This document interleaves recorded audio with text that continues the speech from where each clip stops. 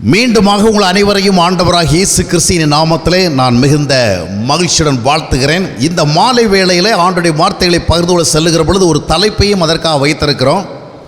உலக பிரகாரமான 4 நன்மைகளை அடைவதற்கு தேவன் காண்பிக்கின்ற வழி. 4 kinds of worldly benefits, worldly blessings.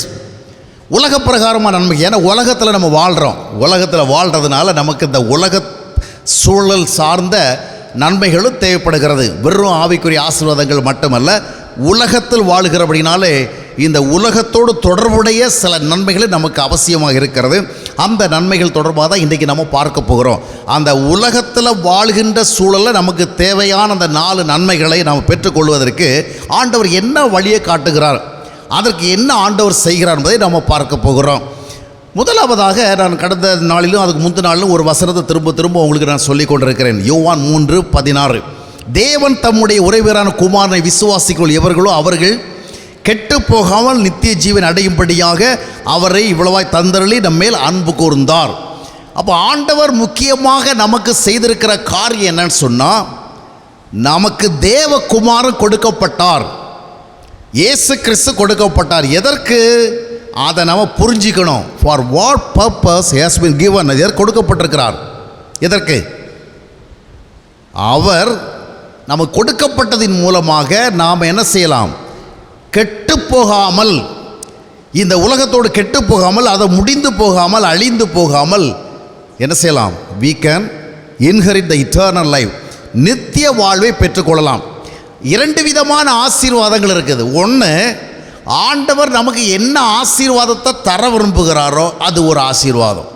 இன்னொரு ஆசீர்வாதம் என்ன தெரியுமா? ஆண்டவர் நமக்கு என்ன செய்ய முடியுமோ அந்த ஆசீர்வாதம். சில நேரத்தில் நாம் சிலரிடத்தில் எதிர்பார்க்குற நன்மை அவரால் நமக்கு செய்ய முடியும், ஆனால் அவரோ நமக்கு செய்ய விரும்புகிற நன்மை அதுவாக இருக்கிறதில்ல. சில இடத்துல பிள்ளைகள் அப்பா அம்மாவிட்ட சில காரியங்களை கேட்பாங்க. அவங்களுக்கு ஏதோ ஒரு ஆசை வரும், ஏதோ ஒன்று வாங்கி கேட்பாங்க. அதை வாங்கி கொடுக்கறதுக்கு அப்பா அம்மாவுக்கு ஆற்றல் உண்டு. அந்த பேக்ரவுண்டில் தான் பிள்ளைகள் கேட்கும். ஆனால் அம்மா அப்பா அதை கொடுக்கறதில்ல. அவங்க அந்த பிள்ளைகளுக்கு வேறு ஒன்றை கொடுக்க விரும்புவாங்க. ஆனால் அதில் அந்த பிள்ளைகளுக்கு பெரிய நாட்டமும் தேட்டமும் இருக்காது. ஆனால் அப்பா அம்மா அதைத்தான் கொடுக்க விரும்புவாங்க. ஆனால் பிள்ளைகள் வேறு ஒன்று எதிர்பார்ப்பாங்க. இங்கே என்ன பார்க்குறோன்னா, அப்பா அம்மா கொடுக்க விரும்புகிற ஒரு நன்மை, பிள்ளைகள் பெற விரும்புகிற நன்மைகள். அதாவது அப்பா அம்மா நினச்சா அதை கொடுக்கலாம், ஆனால் அப்பா அம்மா அதை கொடுக்க விரும்பலை. அதை விட மேலான ஒன்றை என்ன செய்கிறாங்க? கொடுக்க விரும்புகிறாங்க. இதே போல் தான் தேவன் நம்முடைய வாழ்க்கையில் அவர் நமக்கு ஒரு நன்மை தர விரும்புகிறார். அதாவது he wants to give us some sort of benefit, some sort of blessing. ஆனால் நாம் என்ன blessing கேட்போம்னா, நாம் எது நமக்கு வேணும்னு நினைக்கிறோமோ, எது தேவை நினைக்கிறோமோ, எது நமக்கு விருப்பமாக இருக்கிறதோ அதை ஆண்டவர் தர முடியும். உம்மால் கூடாத காரியம் ஒன்றுமில்லை, நீர் செய்ய நினைத்த காரியம் தடைபடாது, நீர் சகலவற்றையும் செய்ய வல்லவர். அந்த மாதிரி அடிப்படையில் ஆண்டவர் செய்ய முடிந்த நன்மைகளை கேட்போம். ஆனால் ஒன்றை கவனிக்கணும், நாம் இன்றைக்கி கிறிஸ்தவ உலகத்தில் நிறைய ஆசீர்வாதங்களை எதிர்பார்க்கிறோம். அது ஒன்றும் தப்பு கிடையாது. அதாவது we have so many expectation from God. தேவன் நிறைய எதிர்பார்ப்பு இருக்குது. Different types of blessings we want to have. நிறைய விதமான ஆசைகளை பெற விரும்புகிறோம்.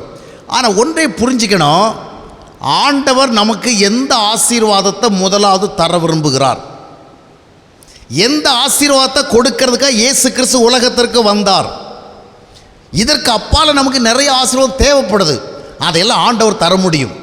ஆனால் ஆண்டவர் எந்த ஆசீர்வாதத்தை கொடுக்க வந்தாரோ அந்த ஆசீர்வாதத்தை நாம் முதலாவது பெறுகிறது வரைக்கும் வேறு எந்த ஆசீர்வாதத்தையும் நம்ம உரிமை கோர முடியாது.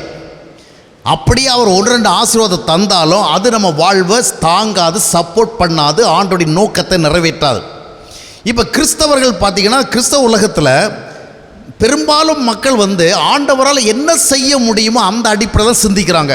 ஆண்டவரே, என்னுடைய வியாதியை நீர் குணமாக்க முடியும், என்னுடைய வியாபாரத்தில் நீர் என்ன செய்ய முடியும், நல்ல லாபகரமான வெற்றியை கொடுக்க முடியும், எனக்கு நல்ல ஆரோக்கியத்தை தர முடியும், எனக்கு நல்ல ஒரு வீட்டை தர முடியும், நல்ல ஒரு வாகனத்தை தர முடியும், நல்ல ஒரு வசதி தர முடியும், நல்ல ஒரு வேலையை தர முடியும், என் பிள்ளைகளுக்கு படிக்கிறதுக்கு நல்ல ஒரு இடத்தை கொடுக்க முடியும். நீர் நினைத்தால் செய்ய முடியாத ஒன்றும் இல்லை. இந்த மாதிரி ஒரு கேட்டகரி வச்சு நாம் நிறைய அவரவர்களுடைய சூழல்களுக்கு நிறைய விதமாக நன்மைகளை எதிர்பார்க்கிறோம். பிரச்சனைகள் வருது, கிரைசிஸ் வருது, நிறைய விதமான டிஃபிகல்ட் சிச்சுவேஷன்ஸ் வருகிறது. அந்த மாதிரிப்பட்ட நேரங்கள் எல்லாம் ஆண்டவரிடத்தில் நம்ம எதிர்பார்க்க இதை நீர் செய்ய முடியும். இன்றைக்கு பெரும்பாலான கிறிஸ்தவ கூட்டங்களும் அப்படித்தான் இங்கே இருக்குது. மனிதனுக்கு தேவன் என்ன நன்மை செய்ய முடியுமோ அந்த செய்ய முடிந்த நன்மைகளை கேட்டுக்கொண்டிருக்கிறோம். உங்களுக்கு புரிகிறத நான் சொல்லுகிறது? புரியலைன்னா நீங்கள் புரியலன்னு கூட எழுந்து சொல்லலாம். அப்போ இன்னும் கொஞ்சம் புரியும்படியாக சொல்ல வேண்டியது தேவையாக இருக்குன்னு சொல்லி என்ன செய்வேன், இன்னும் கொஞ்சம் எக்ஸ்பிளைன் பண்ண. வேற ஒன்று நீங்கள் பயப்பட தேவை கிடையாது. நீங்கள் திடீர்னு நான் பேசிட்டு இருக்கிற வேலை கூட என்ன செய்யலாம், அப்படி எழுந்து கொஞ்சம் நில்லுங்க, நீங்கள் பேசுறது ஒன்று எங்களுக்கு புரியலை, இல்லை இந்த ஒரு குறிப்பிட்ட ஒரு கான்டெக்ஸ்டில் பேச எங்களுக்கு விளங்கலை, அதை எங்களுக்கு சரியாக சொல்லுங்கன்னு சொன்னால் நான் சந்தோஷப்படுவேன். புரிகிறதா? அதனால் கூட்டத்தில் எழும்பி எப்படி கேட்குறது அப்படியெல்லாம் பயப்படாதீங்க. தயங்க வேண்டிய தேவை கிடையாது. ஏன்னா நம்ம பேசுகிறத நீங்கள் புரிஞ்சுக்கணும். இப்போ நிறைய பேர் பார்த்திங்கன்னா வியாதியை குணமாக்க முடியும், நமக்கு தேவையான நன்மை தர முடியும், பிரச்சனை விடுதலையாக்க முடியும், கஷ்டங்களை நீக்க முடியும், கவலைகளை போக்க முடியும், கண்ணீரை துடைக்க முடியும், வாழ்க்கையை மாற்ற முடியும். இதைத்தான் நம்ம சிந்திக்கிறோம். இதெல்லாம் நமக்கு தேவை தான், இதெல்லாம் நம்ம கேட்குற தப்பே கிடையாது. ஆனால் ஆண்டவர் எந்த நன்மை பிரதானமாக நமக்கு வேண்டும் என்று சொல்லி இந்த பூமியை கொண்டு வந்தாரோ அதை நாம் நோக்கி போகாத வரைக்கும் அவர் எவ்வளவு நன்மை நமக்கு செய்ய முடியுமோ அந்த கேட்டகரியில் வருகிறதெல்லாம் செய்ய மாட்டார். அப்படியே செய்தாலும் 1-2 செய்வார். அதன் மூலமாக நாம் எந்த நன்மை ஆண்டவர் நமக்கு செய்ய வந்தாரோ அதற்கு நேராக நம்முடைய பார்வையை கொண்டு போக வேண்டும் என்று விரும்புவார். எந்த நன்மையை செய்ய வந்தார்? வசனம் என்ன சொல்லுது? தேவன் தம்முடைய ஒரே பேரான குமாரனை விசுவாசிக்கிறவர்கள் எவர்களோ அவர்கள் விரும்பின வீட்டை வாங்கலாம், விரும்பின நிலத்தை வாங்கலாம், விரும்பினபடி தொழிலை முன்னேறலாம், விரும்பின வேலையை அடையலாம், விரும்பின வேலை உயர்வை பெறலாம். அப்படியா? இல்லை. விசுவாசிக்கிறவர்கள் எவர்களோ அவர்கள் கெட்டு போகாமல் அவங்க என்ன பண்ணணும்? நித்திய ஜீவன். இதைத்தான் அவருக்கு நமக்கு தருகிறதுக்கு பரலோகத்திலிருந்து டிராவல் பண்ணி வந்தார் இல்லையா? வேற எந்த ஒரு நன்மை கொடுக்கறதுக்கு தேவன் உலகத்துக்கு வர வேண்டிய தேவை கிடையாது. ஒரு ஏஞ்சலை அனுப்பி இல்லைன்னா ஒரு வார்த்தையை அனுப்பி நாம் கேட்டது எல்லாத்தையும் கொடுக்க முடியும். நமக்கு காசு தர்றதுக்கோ, வீடு தர்றதுக்கோ, வாகனம் தர்றதுக்கோ, வசதி தர்றதுக்கோ, ஆரோக்கியம் தருகிறதுக்கோ இயேசு கிறிஸ்து இந்த உலகத்தில் வர வேண்டிய தேவையே கிடையாது. பழைய ஏற்பாடுலாம் எவ்வளோ பெரிய அற்புதம் நடந்தது. இஸ்ரவேல் ஜனங்களை வழிநடத்தி செல்லுகின்ற பொழுது எவ்வளோ so many miracles. இது எல்லாத்துக்கும் தேவன் நேரடியாக இறங்கி வந்தாரா? இயேசு கிறிஸ்து இறங்கி வந்தாரா? இல்லை, ஒரு மோசையை கொண்டு, ஒரு யோசுவாவை கொண்டு அவங்கள டூல்ஸாக பயன்படுத்தி எல்லாம் செஞ்சார். பல்வேறு காலகட்டங்களில் பார்த்தீங்கன்னா ஏஞ்சல்ஸை அனுப்பி பெரிய வெற்றிகளை கொடுத்தார். ஆனால் ஏன் புதிய ஏற்பாடு சொல்லுது? பாவிகளை ரட்சிக்க கிறிஸ்து இயேசு உலகத்தில் வந்தார். ஏன் வந்தார்னா மனிதனுக்கு ரொம்ப ரொம்ப முக்கியமான ஒன்று தேவைப்படுது. அது என்னன்னு சொன்னால், அவன் அந்த உலகத்தோடு கெட்டு போயிடக்கூடாது. அவன் என்ன செய்யணும்? நித்தியத்தை சுதந்திரிக்கணும். இது நமக்கு ரொம்ப இம்ப்ரெசிவ் கிடையாது. நம்மளை பொறுத்தவரை உலகத்தில் வாழ்கிற பொழுது நல்லா வாழ்கிறதுக்கு ஏதாவது வழி இருந்தால் சொல்லுங்கள். அதைத்தான் இன்றைக்கு ஒட்டுமொத்த கிறிஸ்தவ உலகம் 90% அதிகமான கிறிஸ்தவ உலகம் நம்புகிறது. 90% அதிகமான தேவ ஊழியர்கள், பாஸ்டர்கள், இப்போ சுவிசேஷர்கள் இதைத்தான் பிரசங்கம் பண்ணுறாங்க. உங்கள் வாழ்விற்கு தேவையான நன்மைகளை ஆண்டவர் தருவார். வியாதியை குணமாக்குவார், வியாபாரத்தை செழிக்க வைப்பார், உங்களுடைய வசதிகளை பெருக்குவார், உங்களுக்கு வெள்ளியும் பொண்ணும் திரளாக கிடைக்கும், நீங்கள் எல்லை இல்லாத அளவுக்கு பெருகுவேன். இதுதான் சொல்லிட்டு இருக்கிறாங்க. எல்லாம் சொல்லிக்கிட்டு ஒன்றை மறந்துவிடுறோம். என்ன மறந்துடுறோம்? இயேசுநாதர் உலகத்துக்கு எதற்காக வந்தார்? எந்த நன்மை கொடுக்க வந்தார்? எந்த நன்மையை நாம் கெட்டு போகாதபடிக்கு என்ன செய்யணும்? இப்போ பாருங்கள், இந்த உலகத்தில் ஆண்டவர் நம்ம எந்த நன்மையை தந்தாலும் சரி, நம்மை பில்கேட்ஸ் மாதிரி பணக்காரர்கள் ஆக்கலாம் சரி, அதானி மாதிரி இல்லைன்னு சொன்னால் பணக்காரர்கள் ஆக்கலாம் சரி, முகேஷ் அம்பானி மாதிரி பணக்காரர்கள் ஆக்கலாம் சரி, எவ்வளவு பணக்காரர்கள் ஆக்கினாலும் அந்த ஆசீர்வாதம் எல்லாம் அந்த உலகத்தோடு என்ன செஞ்சிடும்? அழிந்தே போயிடும். ஏன்னா வீடு, வசதி, ஆஸ்தி, அந்தஸ்து இந்த மாதிரி எந்த விதமான ஆசீர்வாதங்களை ஆண்டவர் தந்தாலும் அதில் என்ன கிடையாது தெரியுமா? they have no life. அதில் உயிர் கிடையாது. அந்த உயிர் இல்லாத எதுவும் எங்கே போகாது? பரலோகத்துக்கு போகாது. ஆண்டவரை பொறுத்த வரைக்கும் உலகத்தை மட்டும் பார்க்கறதில்ல, உலகத்தையும் பார்க்குறாரு, பரலோகத்தையும் பார்க்குறாரு, நிலையற்ற பூமியையும் பார்க்குறாரு, நிலையான உலகத்தையும் பார்க்குறாரு. அந்த ரெண்டுக்கும் சேர்த்தா ஒரு ஆசீர்வாதம் தர விரும்புகிறார். அது உலகத்திலையும் ஒர்க் அவுட் ஆகணும், பரலோகத்திலையும் என்ன செய்யணும்? பிரயோஜனம் கொடுக்கணும். இந்த உலகத்தோடு முடிகிறதில்ல. நமக்கு எவ்வளோ பெரிய பங்களா, இப்போ தாஜ்மஹால் மாதிரி ஒரு பங்களாவை நமக்கு கொடுத்தாலும் நாம் ஒரு நாள் அதை விட்டுக்கிட்டு தான் போகணும். எத்தனை ஏக்கர் நிலம் கொடுத்தாலும் சரி, எவ்வளோ கோல்டு கொடுத்தாலும் சரி, எவ்வளோ வெள்ளி கொடுத்தாலும் சரி, எவ்வளோ வசதி கொடுத்தாலும் இவை எதுவும் என்ன செய்யாது, மாம்சமும் ரத்தமும் என்ன பண்ணாது, நித்திய வாழ்வை சுதந்திரிக்கா. அப்போ இது எதுவுமே அங்கே போய் சேராது. ஆகையால் தான் மத்தேயு 16ஆம் அத்தியாயத்தினுடைய 26ஆம் வசனத்தை வாசிப்பவர்களும், மனுஷன் உலகம் முழுவதும் ஆதாயப்படுத்தினாலும் தன் ஜீவனை நஷ்டப்படுத்தினாலும் அவனுக்கு லாபம் என்ன? அப்போ ஒட்டுமொத்த உலகத்தையும் ஆண்டவர் நமக்கு ஆசீர்வாதமாக தந்தாலும் இது ஒன்றும் பரலோகத்துக்கு போகாது. ஏன் போகாதுன்னு சொல்கிறீங்க? இதில் லைஃப் கிடையாது. இது எல்லாமே உலகத்தோடு என்ன செய்யும், ஃபினிஷ் ஆயிரும். இந்த உலகத்தில் நாம் வாழ்கிறோம். எத்தனை வருஷம் இனி வாழ போக நமக்கு தெரியாது. எல்லாருக்கும் கவுண்ட் டவுன் ஸ்டார்ட் ஆகிடுச்சு. உலகத்தில் பிறந்துட்டாலே மனிதனுக்கு என்ன ஆகிடும், நாட்கள் எண்ணுகிற அந்த மிஷின் வேலை செய்ய ஆரம்பிச்சிடும். நம்மில் சிலருக்கு இன்னும் 60 வருஷம் இருக்கலாம், சிலருக்கு 70 வருஷம் இருக்கலாம், சிலருக்கு 80 இருக்கலாம், சிலருக்கு 60, 50, 40, 30, 20, 10. யார் யாருக்கு இன்னும் 1 வருஷம் தான் இருக்குதோ தெரியாதுங்க. தப்பாக நினச்சிக்காதீங்க, கவலைப்படாதீங்க. நீங்கள் இன்னும் 100 வருஷம் வாழுங்க. ஆனால் நம்மள கொஞ்சம் பேருக்கு இன்னும் 1 வருஷம் தான் இருக்கும். சிலவள 6 மாதம் தான் இருக்கலாம், சில 3 மாதம் தான் இருக்கலாம். எனக்கு எத்தனை நாள்னு எனக்கு தெரியாது. எனக்கு இன்னும் எத்தனை நாள் இருக்குது, எத்தனை வாரம் இருக்குது, எத்தனை மாதம் தெரியாது. எல்லாருக்குமே கவுண்ட் டவுன் ஸ்டார்ட் ஆயிடுச்சு. அப்படியே ஆயுள் என்ன செய்கிறது, ஓடிக்கொண்டே இருக்கிறது. எங்கேயாவது போய் நம்ம நிற்க தான் செய்யணும். இந்த உலகத்தில் எவ்வளவு வசதியோடு வாழ்ந்தாலும் இந்த உலகத்தில் நம்முடைய ஆயுள் குறைவானது, முடிவுறப் போகிறது. முடிவுறப் போகிற பொழுது எங்கே போக போகிறோம்? அப்போது இந்த முடிஞ்ச பிறகு நாம் அனுபவிக்கிறதுக்கு ஒரு ஆசீர்வாதம் வேணுங்கிறதுக்காகத்தான் இயேசு கிறிஸ்து இந்த உலகத்துக்கு வந்தார். அல்லேலூயா. இந்த பூமியோடு முடிந்து விடாதபடிக்கு இந்த பூமியை கடந்து அங்கே போகணும். அதற்கு எந்த ஆசீர்வாதம் தருகிறது? இந்த உலகத்தில் இருக்கிறவள நமக்கு எவ்வளோ செல்வம் கொடுத்தாலும் நம்ம சாகிறவளை விட்டுட்டுலாம் போக வேண்டியிருக்குது.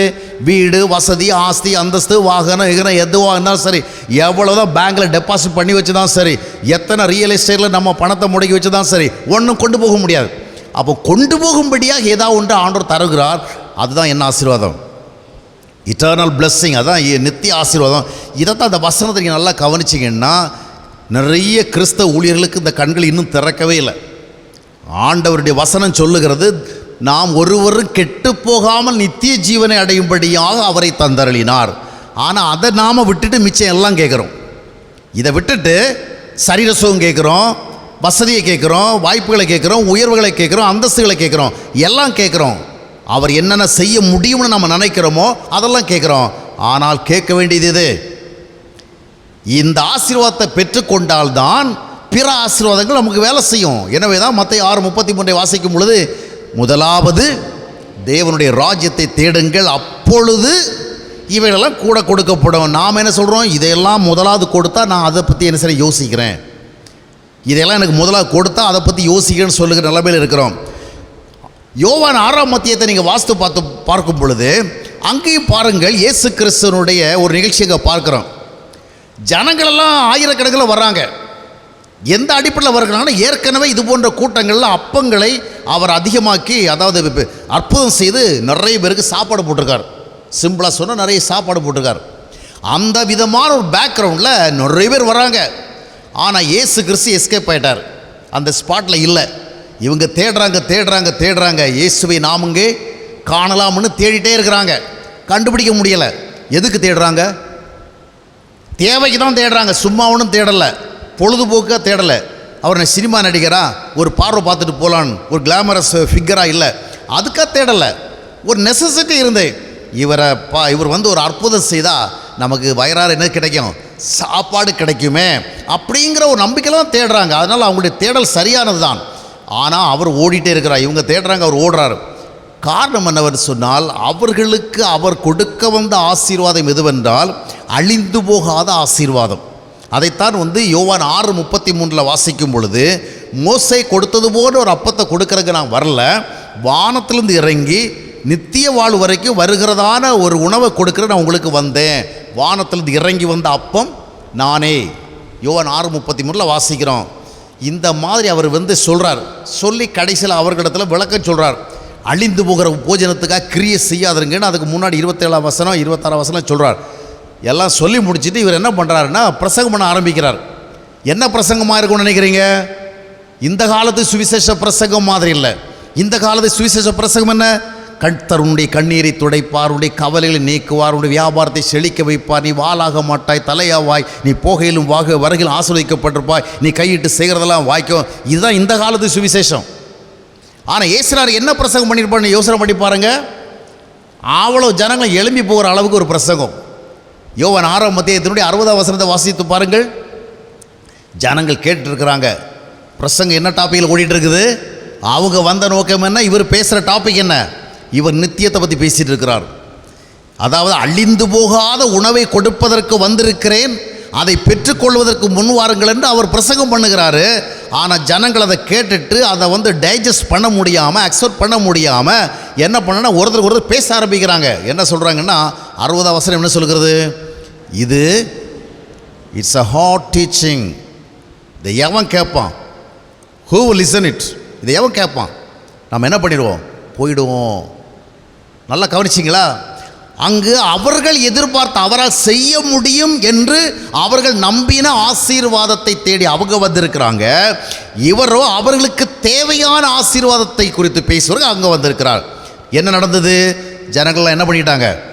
கிளம்பி போயிட்டாங்க. அதனால தான் 66ஆம் வசனம்லாம் வாசித்து பார்க்கும் பொழுது நீங்களும் போயிட மனதாக இருக்கிறீங்களா ஆண்டவர் கேட்குறாரு.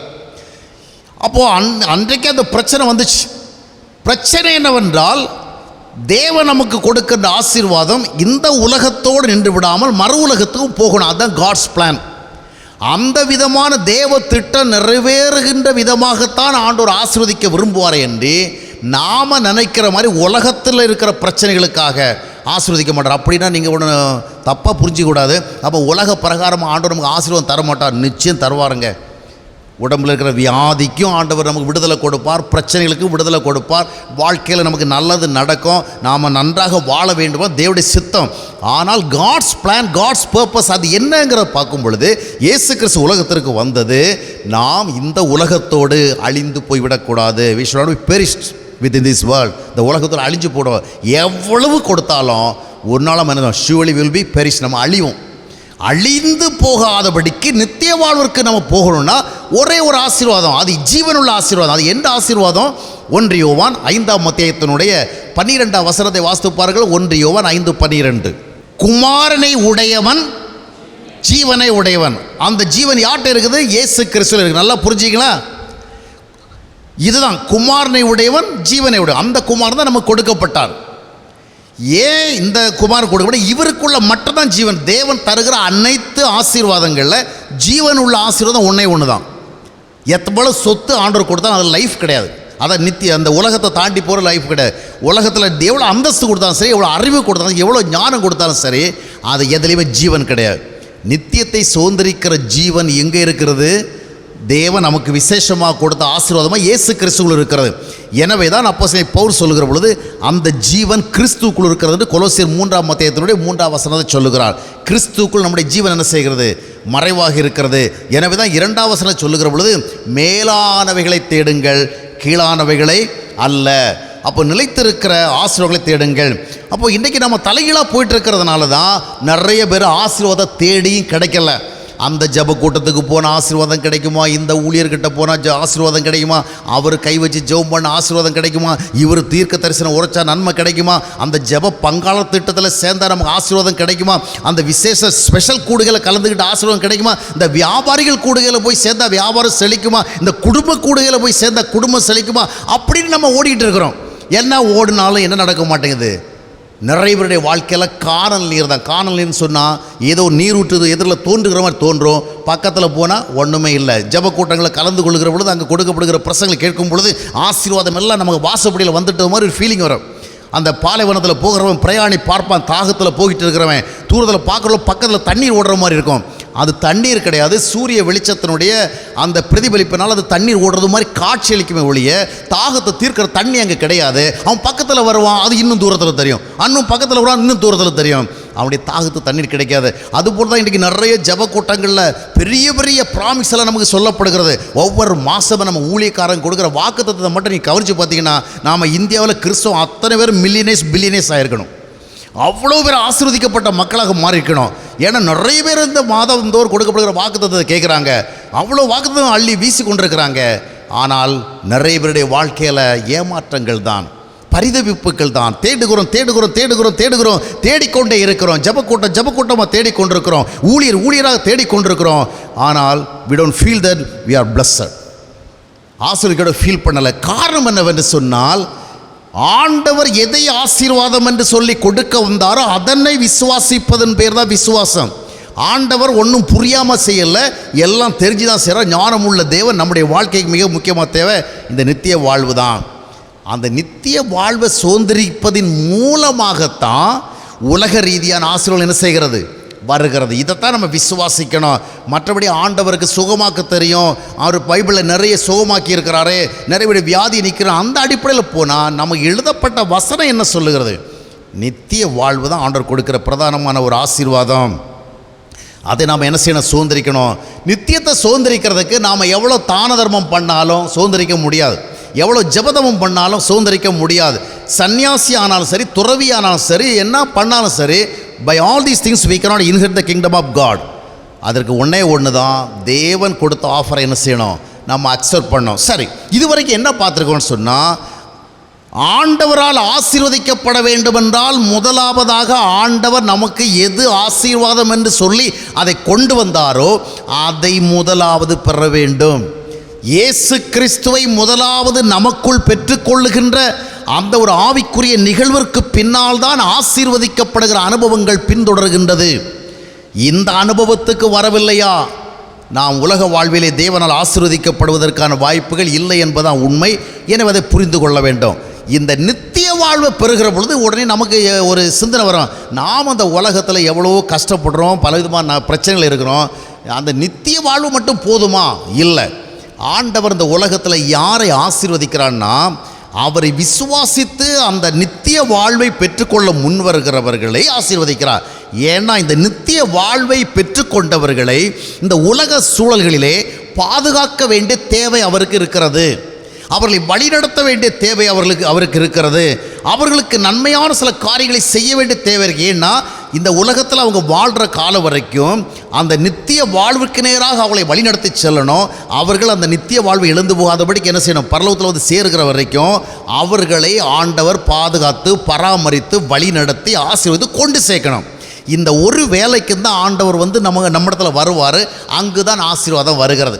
அதை விட்டு தனியாக ஆண்டவர் வல்லவர், நல்லவர், பெரியவர், அன்புள்ளவர், தயவுள்ளவர், இரக்கமுள்ளவர், மனதுருக்கம் உள்ளவர், அந்த அடிப்படையில் நம்ம போகிறோம்னு சொன்னால் வேத சத்தியத்துக்கு நம்ம முரணாக போகிறோம். சரி, இப்போது நாம் முதலாவது ஒரு கீ, என்ன கீ அது? முதலாவது ஆண்டவர் வந்து நமக்கு எதை ஆசீர்வாதம்னு காண்பிச்சிருக்கிறாரோ இந்த ஆசீர்வாதத்தை நமக்கு தருகிறதுக்காக இயேசு கிறிஸ்து சிலுவையில் அறையப்பட்டார். அவர் அதற்காக தான் ரத்தம் சிந்தினார். அந்த ஆசீர்வாதத்தை முதலாவது ஆண்டவரே, நான் இந்த உலகத்தில் அழிந்து போய்விடக்கூடாது, நான் நித்தியத்தில் பிரவேசிக்கணும், ஜீவனுள்ள ஆசீர்வாதமாகி அந்த ஆசீர்வாதத்தை சுதந்திரித்து அங்கே போய் சேர வேண்டும் என்று சொல்லி முதலாக நம்முடைய வாழ்க்கையில் ஆண்டவரை நமக்குள்ளே பெற்றுக்கொள்ள வேண்டும். அங்கு தான் ரட்சிப்பு நடைபெறுகிறது, மனதுர்ப்பு நடைகிறது, மறுபடியும் பிறப்பு நடைகிறது, தேவனுடைய பிள்ளையாக மாறுகிற அனுபவம் நடைபெறும். இந்த அனுபவத்துக்குள்ளே வருகிற பொழுது என்ன நடைபெறும் சொன்னால், நமக்கு ஆண்டவர் நித்திய வாழ்வை தந்ததுனால அந்த நித்திய வாழ்வை கடைசி வரையிலும் நாம் பாதுகாத்து பரலோகத்தில் நாம் போய் சேருகிற வரைக்கும் நமக்கு ஆண்டவர் சில உதவிகளை செய்ய வேண்டியிருக்கு. உதாரணமாக பழைய பாடலை பார்க்கும் பொழுது, தேனும் பாலும் ஓடுகிற கானான் தேசத்தை அந்த எபிரேய மக்களாகிய ஆபிரகாமுடைய சந்ததிக்கு ஆண்டவர் கொடுக்க முன் வந்த பொழுது என்ன பண்ணார்? அவர்களை வழி நடத்தினார். செங்கடல் வந்தது, யோர்தான் வந்தது, பசி வந்தது, தாகம் வந்தது, எதிராளிகள் வந்தாங்க, பலவிதமான இடர்பாடுகள் வந்தது. இது எல்லாவற்றுக்கு மத்தியில் ஆண்டவர் அவர்களோடு இருந்து அவர்களை வழி நடத்தி கொண்டு செல்ல வேண்டியது இருந்தது. அதையெல்லாம் ஆண்டவர் செய்தார். அதுபோல் இந்த உலகத்தில் நாம் யார் தேவனுடைய பாதுகாப்பை பெற முடியும், யாருடைய நன்மையை பெற முடியும்? நித்தியத்தில் பங்கு பெறும்படியாக ஆண்டவர் கொடுத்த அந்த ஆஃபர், ஆண்டவர் கொடுத்த அந்த ஆசீர்வாதத்தை நம்ம பெற்றுக்கொள்ள வருகிற பொழுதுதான். அந்த ஆசீர்வாதத்தை பெற்றுக்கொள்ள வருகிற பொழுது உலகத்தில் 4 ஆசீர்வாதங்கள் நமக்கு கிடைக்கும். இது என்ன? வேர்ல்ட்லி பெனிஃபிட்ஸ்னு சொல்லலாம், வேர்ல்ட்லி பிளஸ்ஸிங்ஸ், உலக பிரகாரமான ஆசீர்வாதங்கள் தான். உடனே நீங்கள் நினைப்பீங்க, வழக்கமாக நமக்கு உலக பிரகாரமான ஆசீர்வாதமெல்லாம் என்ன அது சொல்லுங்கள்? உலக பிரகாரமான ஆசீர்வாதம்னா நம்ம எதை நினைப்போம்? சரீரத்துக்கு ஆரோக்கியம் உலக பிரகாரமானது, வாழ்விற்கு தேவையான நன்மைகள், நல்ல வசதி, அந்தஸ்து, காசு, பணம், அறிவு, ஞானம், நல்ல படிப்பு, நல்ல வேலை, நல்ல தொழில், நல்ல குடும்ப வாழ்க்கை, அந்த மாதிரி எல்லா வசதியான சூழல், இதைத்தான் நம்ம உலக ஆசீர்வாதம் சொல்லுவோம். அப்படித்தானே? இதுதான் நம்முடைய பார்வை உலக ஆசீர்வாதம். நான் இப்போ 4 சொல்ல போகிறது உலக ஆசீர்வாதம் தான். ஏன்னா இந்த உலகத்தில் வாழ்கிற ஒவ்வொருக்கும் இந்த 4 ஆசீர்வாதம் தேவை. ஆனால் நான் இப்போ சொல்ல போகிற பொழுது உங்களுக்கு வீடு கிடைக்கும், உங்களுக்கு ஆசி கிடைக்கும், அந்தஸ்து கிடைக்கும், உங்களுக்கு அற்புதம் நடக்கும், அதிசயம் நடக்கும் என்பதை முதலிடத்தில் வைக்கல. இதை விட மேலான வேறு 4 பிளஸ்ஸிங்ஸ் இருக்குது. என்னன்னு சொன்னால், முதலாவது, இந்த உலகத்தில் வாழ்கிற பொழுது நாம் நன்மை அடைந்து நன்றாக வாழ வேண்டும் என்றால் அதற்கு ஒரு சூழல் மாற வேண்டும், ஒரு விடுதலை ஏற்பட வேண்டும். என்னன்னு சொன்னால், அதை நான் முதல் நாள் உங்களுக்கு பிரசங்கித்தேன். பாவத்தின் அடிமைத்தனத்திலிருந்து நாம் என்ன செய்ய வேண்டும்? விடுதலை அடைய வேண்டும். எவ்வளவு காசு சேர்த்தாலும், எவ்வளவு சம்பாதிச்சாலும், எவ்வளோ அறிவாளியாக இருந்தாலும் மனிதனை பாவம் அடிமைப்படுத்தி கொண்டிருந்தால் அவங்ககிட்ட நல்ல சுபாவங்கள் இராது, நல்ல பழக்க வழக்கங்கள் இராது, நல்ல வாழ்க்கை முறை இராது. அதனால் என்னதான் சம்பாதிச்சு வச்சிருந்தாலும் he cannot be happy, he cannot be satisfied. அப்போ அவன் நன்மைகளை அடைந்து வாழ்வதற்கு தடையாக இருப்பது என்ன? பாவம்.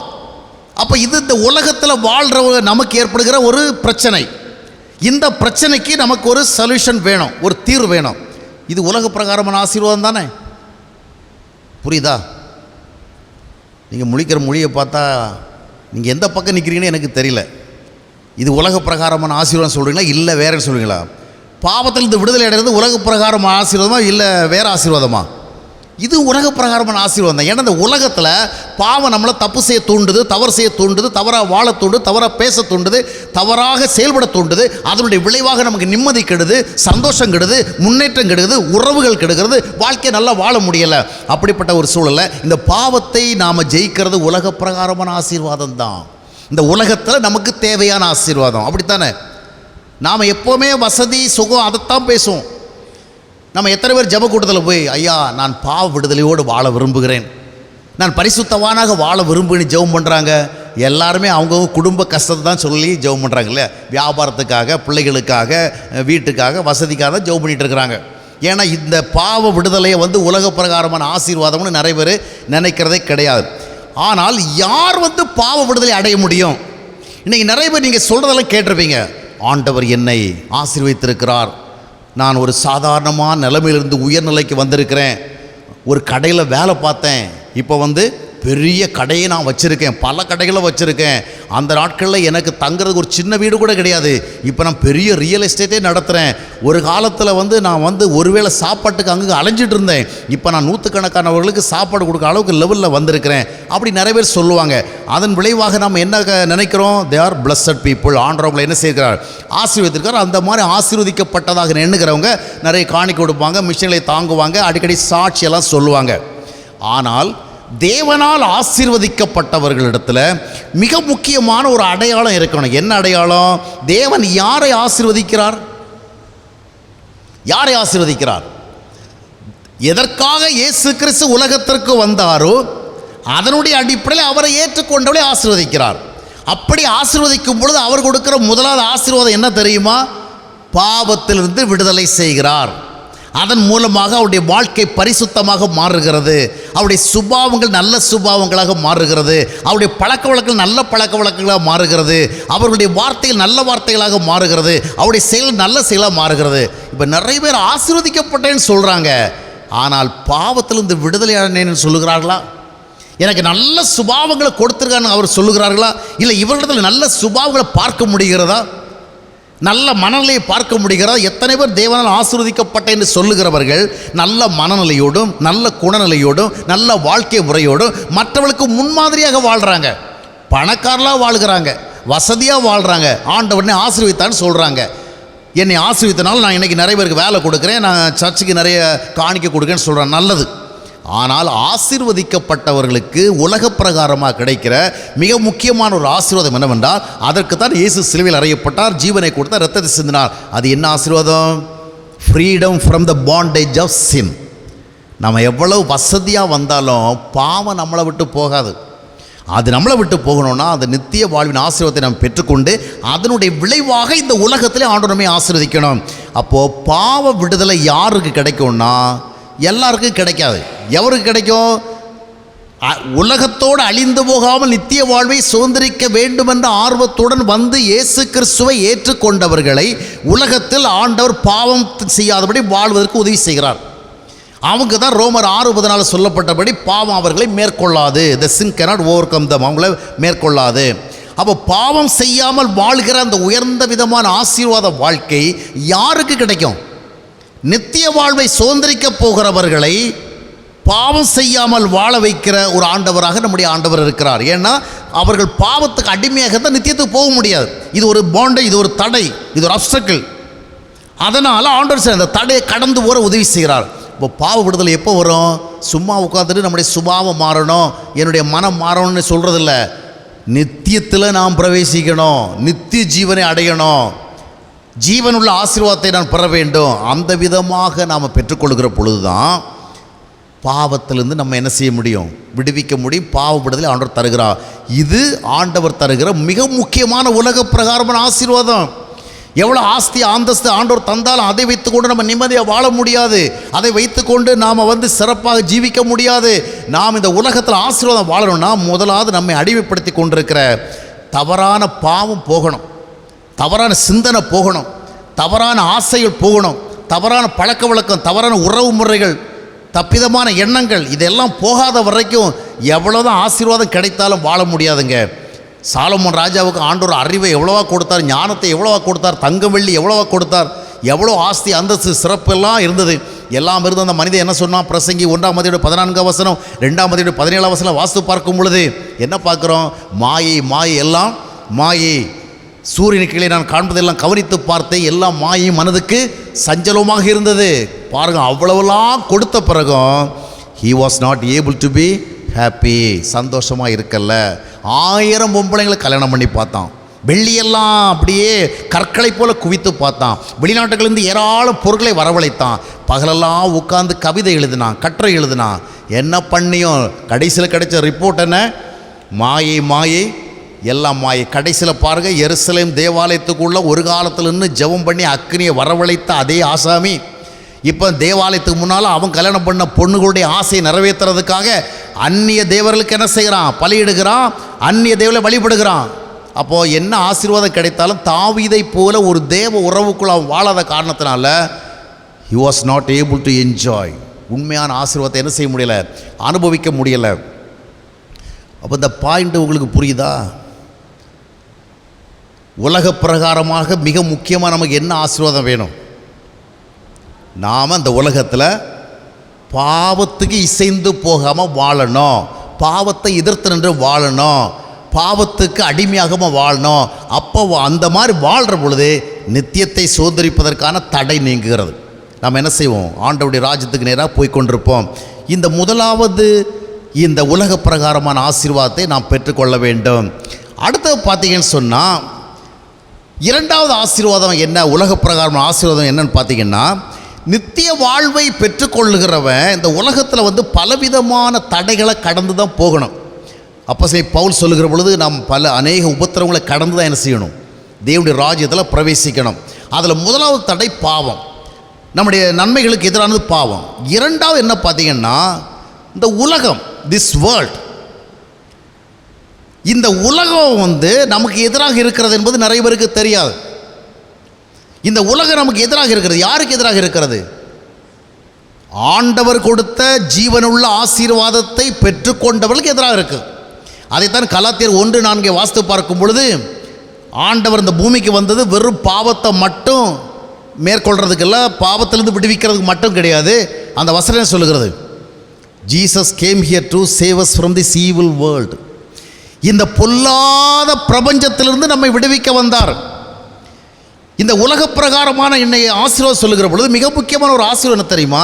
இந்த உலகத்தினால் நாம் பாதிக்கப்படாமல் வாழணும். இந்த உலகம் நமக்கு தவறான கலாச்சாரங்களை அறிமுகம் செய்கிறது. இந்த உலகம் நமக்கு தவறான வாழ்க்கை முறைகளை அறிமுகம் செய்கிறது.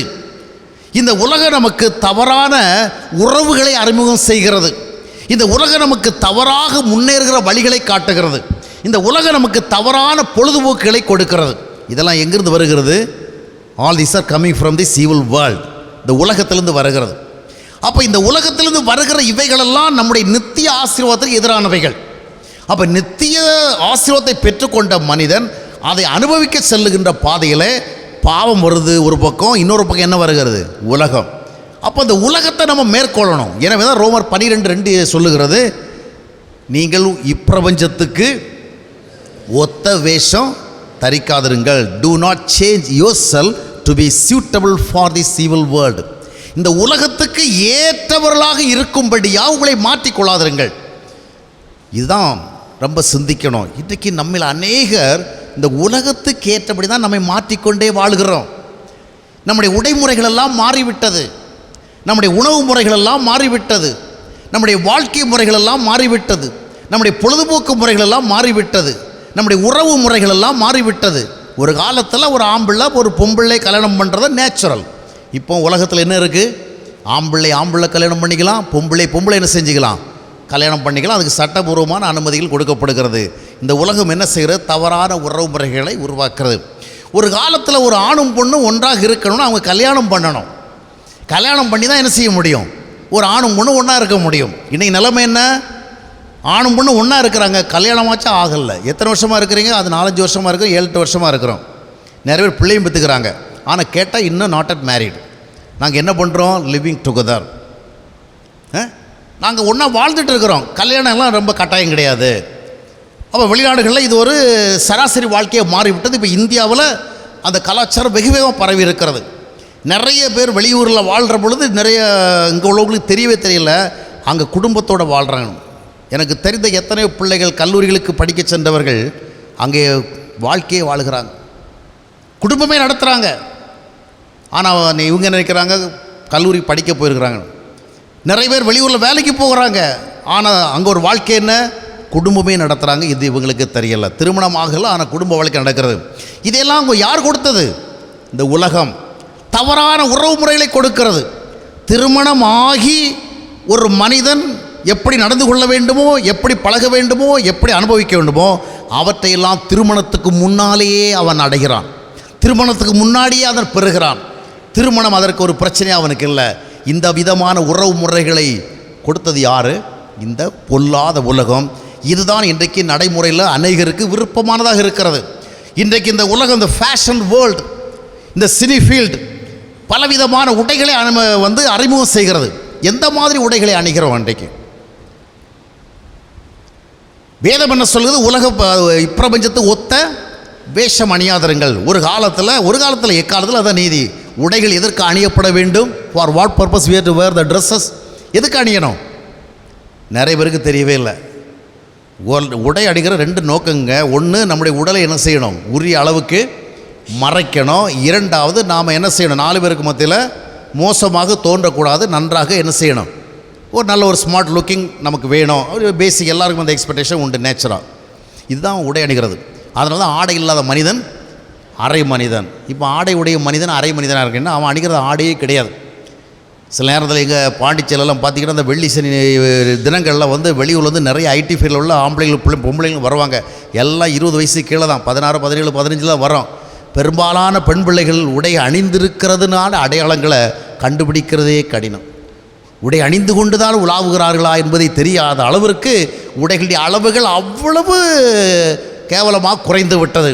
ஏனென்றால் நாம் எப்படி வாழ வேண்டும் என்கிற ஒரு ஒழுங்குமுறையை விட இந்த உலகம் நமக்கு எந்த விதமான ஒரு ஃபேஷனை அறிமுகம் செய்கிறதோ அதற்கேற்றபடி இருக்கணும். உலகத்துக்கு ஏற்றபடி தங்களுடைய உடைகளை மாற்றிக்கொள்கிற ஒரு நிலைமை. அதனால் உடல் மறையவில்லை. உடல்கள் மறைக்கப்படுவதற்கு பதிலாக அது வெளிப்படுத்தி காட்டப்படுகிறது. என்னை பார், என் உடலை பார், என் தோற்றத்தை பார் என்று கூவி அழைக்கின்ற விதமாக உடைகள் மாறிவிடுது. ஒரு காலத்தில் நாங்கள் சின்ன வயசில் இருக்கிறவங்களாம் சர்க்கஸ் பார்க்க போவோம். அந்த காலத்தில் சர்க்கஸ் எல்லாம் என்டர்டெயின்மெண்ட்டில் முக்கியமான ஒன்று. இந்த காலத்து மாதிரி கிடையாது. அப்போ சர்க்கஸ் பார்க்க போகிறவங்கள இந்த பாரில் விளையாடுறவங்க தான் என்ன பண்ணுவாங்க? ஒரு விதமான ஒரு ட்ரெஸ் போட்டிருப்பாங்க. என்ன ட்ரெஸ்ஸு? அதாவது பாடியை ரொம்ப ஸ்கின்னை ரொம்ப அழுத்துற மாதிரி ட்ரெஸ் இருக்கும். அதை யோகா பேண்ட்ஸ்னு கூட அமெரிக்காவிலலாம் சொல்லுவாங்க. உடலை ரொம்ப அழுத்தி ஜிம்மில் விளையாடுறவங்க அப்படி பண்ணால், யோகா பண்ணுறவங்க பண்ணுவாங்க. அது அந்த மாதிரி இந்த பாரில் விளையாடுற வேலை ரொம்ப மற்றவங்க அணிகிற மாதிரி உடை அணிய மாட்டாங்க. அவ்வளவு உடை உடலோடு அழுத்தப்பட்டிருக்கும். அவங்க மட்டும் தான் அணிவாங்க. இப்போ சமுதாயத்தில் எதுங்க உடையாக இருக்குது? எது உடையாக இருக்குது? இதுக்கு மேல் உடம்பு அழுத்தக்கூடாது. அழுத்துன்னு அழுத்தி என்ன பண்ணுறாங்க. அன்றைக்கு எது அமெரிக்காவில் யோகா பேண்ட்ஸ்ன்னு சொன்னானுங்களோ, எதில் ஜிம்மில் பொருள் அணிந்தானோ அதுதான் இன்றைக்கி வாழ்க்கை முறையாக இருக்குது. இந்த மாதிரி அணியலைன்னா நம்மளை இந்த வேர்ல்டு, அதாவது உலகத்தில் ஃபேஷனாக இருக்குன்னு சொல்ல மாட்டாங்க, உலக நாகரிகம் தெரிஞ்சவங்க சொல்ல மாட்டாங்க, பட்டிக்காடுன்னு சொல்லிடுவாங்க, நாகரிகம் தெரியாதவங்க சொல்லிடுவாங்கன்னு சொல்லிட்டு நிறைய பேருக்கு தங்களுடைய உடலை காண்பிக்க வேண்டும் என்பதில் நோக்கம் கிடையாது. ஆனால் எல்லாரும் அந்த மாதிரி உடை அணிகிற பொழுது நான் அணியாமல் இருந்தால் இந்த சொசைட்டி என்ன பண்ணாது, என்ன அக்செப்ட் பண்ணாது, ரெக்கக்னைஸ் பண்ணாது, என்னை ஏற்றுக்காதுன்னு சொல்லிட்டு வேத வசனம் என்ன சொல்கிறது, உலகத்திற்கு ஏற்ற வேஷம் அணியாதிருங்கள், நான் என்ன செய்கிறேன், உலகத்துக்கு வேஷத்தை அணிகிறேன் என்றால் அப்பொழுதுதான் அந்த உலகம் அங்கீகரிக்க வேண்டும். நான் செல்லுகின்ற இடத்துல நானும் ஃபேஷனாக இருக்கிறேன், நான் அந்த உலகத்துக்கு ஏற்றபடி நான் அப்டேட் பண்ணி வச்சிருக்கிறேன், ஃபேஷன் வேர்ல்டு சொல்கிறபடி, டிசைன் வேர்ல்டு சொல்கிற மாதிரி, சினி ஃபீல்டு சொல்கிற மாதிரி என்னை மாற்றி வைத்திருக்கிறேன். உலகம் தவறான உடைமுறைகளை கொடுக்கிறது, தவறான தோற்றங்களை கொடுக்கிறது. இந்த எத்தனை விதமான தவறான பொழுதுபோக்கு முறை, எந்த நேரம் நினைத்தாலும் தவறான காட்சிகளை பார்த்து கொண்டிருக்கும்படியான வசதிகள் பெருகிவிட்ட காலத்திலே வாழ்ந்து கொண்டிருக்கிறோம். இந்த உலகம் பல விதங்களில் நமக்கு தவறான பொழுதுபோக்குகள். இன்றைக்கி பாருங்கள், ஆன்லைனில் ரம்மி விளையாடி சமீபத்தில் மட்டும் 47 பேர் செத்தாச்சு. அதனால் தமிழ்நாடு கவர்மெண்ட்டே ஒரு சட்டத்தை கொண்டு இந்த ரம்மியை தடை பண்ணணும்னு சொல்லிட்டு போனால் கவர்னர் என்ன பண்ணலை, அதை இன்னும் அக்செப்ட் பண்ணலை, அது இழுபறியில் இருக்குது. இதில் எத்தனையோ பேர் பலியாகிறாங்க. நிறைய பேருக்கு இது ஒரு பொழுதுபோக்கு, நிறைய பேருக்கு இது ஒரு பணம் சம்பாதிக்கிறது. அதுபோல் எவ்வளவோ காரியங்கள், கூகுள், யூடியூப், அது இதுன்னு ஊறுபட்ட காரியங்கள் இருக்கிறது. இந்த உலகம் மனிதன் கெட்டு போவதற்கு தேவை நிறைய காரியங்களை கொடுத்து கொண்டிருக்கிறது. அவைகளை மனிதன் பெற்றுக்கொள்ளுகிறதுல அதிக வேகம் காட்டுகிறான். நித்திய வாழ்வை எங்கே சுதந்திரிக்க இன்றைக்கி நிறைய பேர் கர்த்தர் என்னை ஆசீர்வதித்திருக்கான்னு சொல்லுவாங்க. ஆண்டவர்களுக்கு நல்ல வீட்டை கொடுத்துருக்கிறாரு, நல்ல வசதியை கொடுத்துருக்காரு, நல்ல விதமான அந்தஸ்தை கொடுத்துருக்காரு. ஆனால் உனக்கு ஒரு நல்ல உடையை கொடுக்கலையே, உனக்கு ஒரு நல்ல ட்ரெஸ் கோடை கொடுக்கலையே. இன்றைக்கி ஆசீர்வதிக்கப்பட்டதாக சொல்லுகிற அநேகருடைய குடும்பங்களில் இருக்கிற பெண்கள் அணிகிற உடைகளை படிக்கும்போது ஆண்டவர் உங்களுக்கு ஒரு நல்ல ட்ரெஸ் முறையை கொடுக்கலையே. 1 பேதுரு 3 வசனத்தை வாஸ்து பார்க்கும் பொழுதும் 1 தீமோத்தேயு 2 10 வசனம் வாஸ்து பார்க்கும்போது என்ன சொல்லுகிறது, நம்முடைய அலங்காரம் எதுவாக இருக்க வேண்டும். அதுக்காக நம்ம சன்னியாசிகளை வர உடை அணிய வேண்டும் என்ற அர்த்தம் அல்ல. ஆனால் உரிய ஒழுக்கங்கள் தவறாதபடி என்ன செய்ய வேண்டும், ஆணாக இருந்தாலும் சரி பெண்ணாக இருந்தாலும் சரி, ஒழுக்கத்திற்கு இடையூறான காரியங்கள், அடுத்தவருடைய கண்களை தகாத விதமாக பார்க்க வைக்கிற அந்த விதமான உடைகளை நம்ம தவிர்க்க வேண்டும். தகுதியான உடை என்ற ஒன்றை வேதம் சொல்லுகிறது. அப்போ இன்றைக்கி இந்த உலகத்திற்கு அநேகர் அடிமைப்பட்டிருக்கும் பொழுது ஒரு பக்கம் சொல்கிறாங்க நாங்கள் ஆசீர்வதிக்கப்பட்டிருக்கிறோம் என்று. அப்போ என்ன சொல்கிறாங்க, காசு பணம் இதுதான் ஆசீர்வாதம் நினைக்கிறாங்க. ஆண்டவர் நம்மை உண்மையாக ஆசீர்வதித்திருந்தால் இந்த உலக ரீதியான நாகரிகத்தை நம்ம அடிமையாக மாட்டோம். நான் சில இடங்களுக்கு போகும் பொழுது சிலர் பார்த்திங்கன்னா சரி வசதி இருந்தால் கோல்டெல்லாம் நிறைய போட வேண்டியதான், காதில் போட்டுக்கலாம், கழுத்தில் போட்டுக்கலாம், விரல போட்டுக்கலாம். சிலர் பார்த்திங்கன்னா 6-7 செயினை போட்டு வருவாங்க கோயிலுக்கு. அவ்வளோ பெரிய கயிறு மாதிரி வடத்தை போட்டு என்ன செய்வாங்க, சர்ச்சில் உட்கார்ந்துருப்பாங்க. ஒரு கிறிஸ்தவனுடைய அலங்காரம் என்று எது சொல்லுகிறது, தாழ்மை.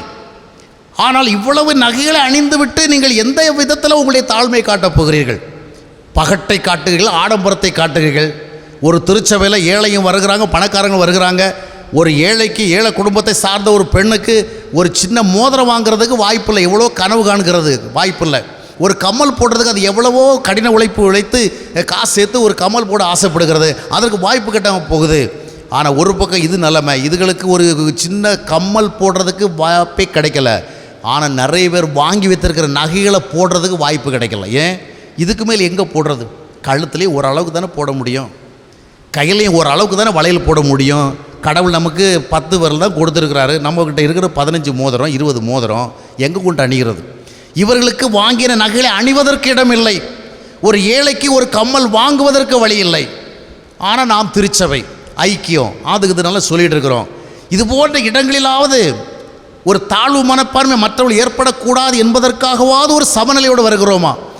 அழகு என்ற கோணத்தில் பார்ப்பதென்றால் ஒரு செயின் அணியலாம், 2 செயின் அணியலாம். 4, 5 என்று அணிந்து கொண்டு 6, 7 என்று அணிந்து கொண்டு உடலில் எங்கெல்லாம் அணியோடும் அங்கெல்லாம் அணிந்து கொண்டு வருகிற பொழுது அது எந்த விதத்திலும் அழகிறோடு தொடர்புடையதல்ல, அது அகம்பாவத்தோடு தொடர்புடையது, அது பெருமையோடு தொடர்புடையது, அது தங்களுடைய வசதிகளை வெளிப்படுத்தி காட்டுகிறதோடு தொடர்புடையது. நாங்கள் வெயிட்டான ஆட்கள், நாங்கள் சாதாரணமான ஆட்கள் கிடையாது, எங்கள் சபையில் நாங்கள் ரொம்ப வசதியானவங்க, அதை மக்களுக்கு தெரிவிக்கணும் அப்படிங்கிற ஒரு சிந்தனையினுடைய விளைவு.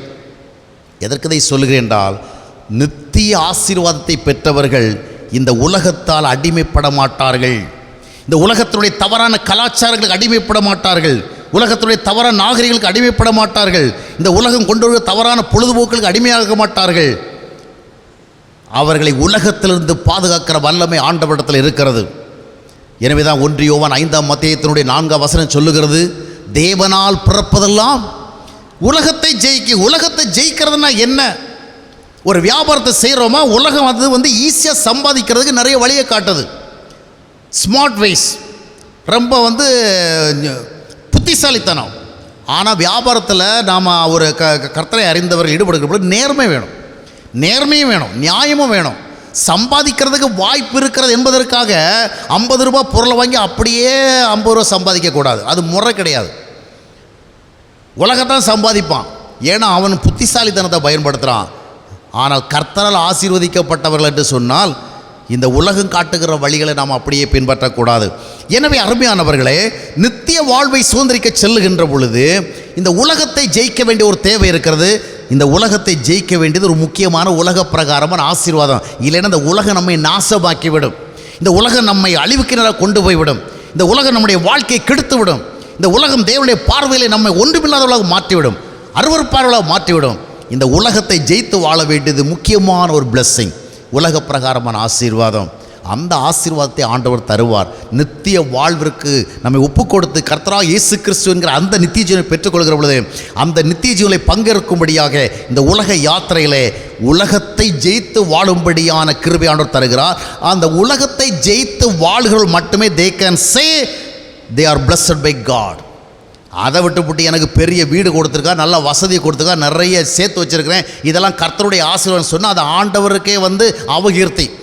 வாழ்க்கை முறை தேவனுக்கேற்றபடி மாறாத எவரும், சுபாவ முறை தேவனுக்கேற்றபடி மாறாத எவரும், கர்த்தருடைய வார்த்தைகளுக்கு ஏற்றபடி வாழாத எவரும் தேவனால் ஆசீர்வதிக்கப்பட்டதாக சொன்னால் அது தேவனுக்கு மகிமை அல்ல, தேவனுக்கு அவமகிமை. அதை புரிந்து கொள்ள வேண்டும்.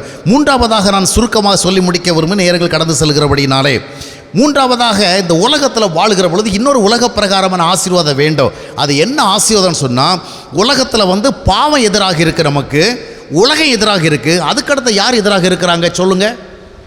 மனிதர்கள், ஹியூமன் பீயிங்ஸ். அந்த மனிதர்கள் தூரத்திலும் இருக்கலாம், நம்முடைய உறவிலும் இருக்கலாம், நம்முடைய ஐக்கியத்திலும் இருக்கலாம். இந்த மனிதர்களையும் நாம் வெல்ல வேண்டும். எப்படி வெல்லுவது? தீமையை நன்மையினால் வெல்லு. நித்திய வாழ்வை சுதந்திரிக்க செல்லுகிறவர்கள் இந்த மனிதர்களுடைய பகைமைகளினாலே, மனிதர்களுடைய விருப்புகளினாலே, மனிதர்களுடைய விரோதங்களினாலே, மனிதர்களுடைய பொல்லாத செயல்களினாலே அவர்கள் பாதிக்கப்படாதபடிக்கு ஆண்டவர் அவர்களை வழிநடத்தி செல்கிறார். எப்படி அவர்களை பாதுகாக்கிறார்? ரோமர் 12ஆம் அத்தியாயத்தினுடைய 18ஆம் வசனம் சொல்லுகிறது, கூடுமான வரைக்கும் எல்லாரோடும் எப்படி இருங்க? சமாதானமாக போங்க. அதுக்கு முந்தின வசனம் 17ஆம் வசனம் என்ன சொல்லுகிறது? தீமைக்கு தீமை என்ன செய்யாதீங்க. இதே காரியத்தை பேதுருவும் சொல்லுகிறத நம்ம பார்க்க முடியும். அப்போது உலகத்தில் மனிதர்களை நாம் ஜெயிக்கணும். எப்படி ஜெயிக்கிறது? அவங்க ஒரு பொல்லாத சுபாவத்தில் வருகிற பொழுது நாம் ஒரு பொல்லாத சுபாவத்தில் போகிறதில்ல. அவங்க வெறுப்பை காட்டுகிற பொழுது நாமும் வெறுப்பை காட்டுகிறதில்ல. அவங்க எரிச்சலை காட்டுகிற பொழுது நாமும் எரிச்சலை காட்டுகிறதில்ல. அவங்க பொறாமை காட்டுகிற பொழுது நாமும் பொறாமை காட்டுகிறதில்ல. அவங்க தவறாக வருகிற பொழுது நாமும் தவறாக போகிறதில்ல. ஆண்டவருடைய வழி என்ன? தீமையை நன்மையினால் வெல்லு. மனிதர்களை வெல்லுவதற்கு ஆண்டவர் தருகிற மிகப்பெரிய ஒரு ஆசீர்வாதம் என்னவென்றால், God gives us the golden chance to experience and enjoy His love. தேவனுடைய அன்பை நாம் ருசிக்க வேண்டும். மனிதர்களுடைய பகைமையை, மனிதர்களுடைய வெறுப்பை, மனிதர்களுடைய கசப்பை நாம் சந்திக்க வேண்டுமென்றால் அவர்களை போன்றிருக்கிற ஒரு மனநிலை நமக்கு போதாது. நமக்கு தேவனுக்கேற்ற ஒரு மனநிலை வேண்டும். கர்த்தருடைய அன்பை ருசிக்கிறவர்கள், those who are experiencing the love of God, they can overcome the people. மனிதர்களை வெல்லுவார்கள். தாவீது சவுலினால் வந்த ஏராளமான தீங்களை வென்றான். எப்படி? தேவ அன்பு அவனிடத்தில் இருந்தது. யோசேப்பு தன்னுடைய சகோதரர்களுக்கு எதிராக, அவனுடைய சகோதரர்கள் அவனுக்கு எதிராக பல தீங்களை செய்தார்கள். ஆனால் அவற்றையெல்லாம் வென்றான். எப்படி? அவன் தேவ உறவை உடையவனாக இருந்தான் என்று ஆதியாகமம் 39ஆம் அத்தியாயம் 2ஆம் வசனம் சொல்லுகிறது. ஆம் அருமையானவர்களே, நித்திய ஜீவனுள்ள அந்த ஆசீர்வாதத்தை பெறுகிற பொழுது உலகத்திலே மனிதர்கள் நமக்கு எதிராக வருவார்கள் என்பது ஆண்டவருக்கு தெரியும். நம்மை சிலர் வெறுப்பார்கள், நம்மை சிலர் துன்பப்படுத்துவார்கள், நம்மை சிலர் கஷ்டப்படுத்துவார்கள், நமக்கு மன கஷ்டத்தை கொடுப்பார்கள், நம்முடைய நிம்மதியை கெடுப்பார்கள். ஆனால் அப்படிப்பட்ட மனிதர்களுக்கு மத்தியிலே வாழ்வதற்கு தேவன் ஆற்றல் கொடுப்பார். அன்பின் ஆற்றலை கொடுப்பார், தாழ்மையின் ஆற்றலை கொடுப்பார், பொறுமையின் ஆற்றலை கொடுப்பார், சகிக்கிற ஆற்றலை கொடுப்பார். சார்ந்த குணமுள்ளவர்கள் பாக்கியவான்கள், அவர்கள் பூமியை சுதந்தரித்துக் கொள்வார்கள்.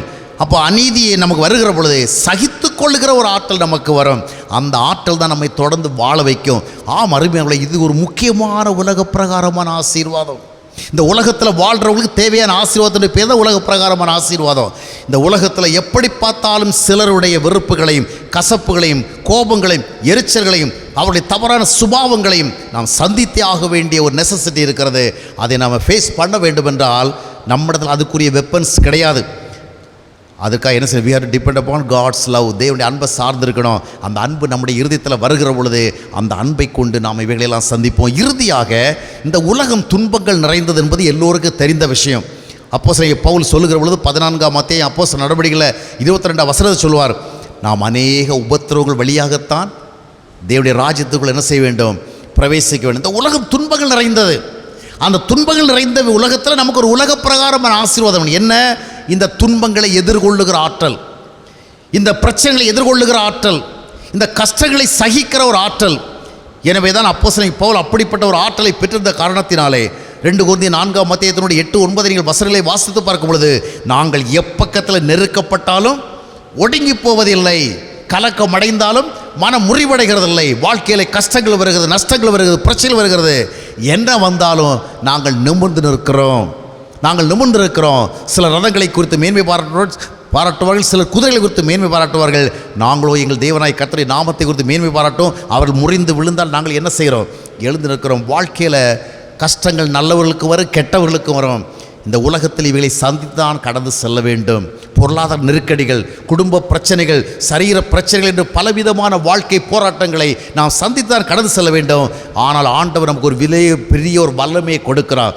அவர் நித்திய வாழ்விற்கு நம்மை ஆயத்தப்படுத்தி கொண்டிருக்கிறபடினாலே, நித்திய வாழ்க்கை நம்மை கொண்டு சென்றிருக்கிறபடினாலே, இந்த உலகத்தில் வருகிற உபத்திரவங்கள் துன்பங்கள் நம்மை தடுத்து விடாதபடிக்கு அவர்களை கடந்து செல்லும்படியான ஒரு விசேஷ ஆற்றலை கொடுக்கிறார். அதைத்தான் 2 கொரிந்தியர் 4ஆம் அத்தியாயத்தினுடைய 7ஆம் வசனத்தை வாசிக்கிறோம்.